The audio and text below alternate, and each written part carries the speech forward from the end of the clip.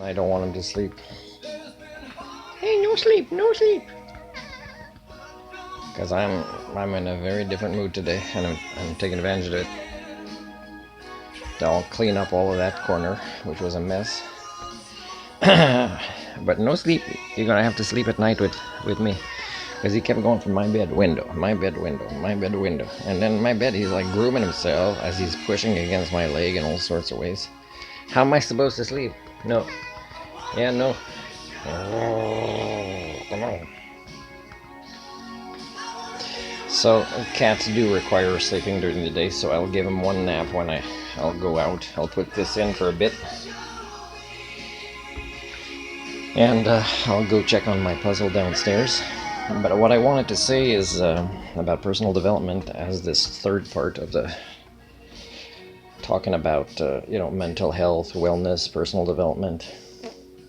I'd love to do a wellness center, and I don't think there's anybody that could bring in, not just as an idea, but as somebody that can provide the services, such an holistic approach to a wellness center, incorporating humor, singing, counseling skills, mental health expertise, life skills coach, physical activity like cycling, playing badminton,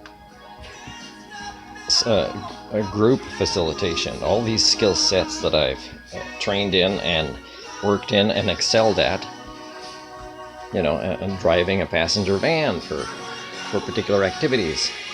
I don't know anybody that would run but also operate a wellness center, including the budget, right? Because when I had a driving school, I had to work with a budget. And in and out than me, but would I ever and I asked MLAs, for example, would I ever get funding and support from a community that hates somebody that has already made so much more progress in these things than they have? So to follow up on the topic of part 2 is if you did a survey with people that work in telephone, mental health, or suicide prevention services, and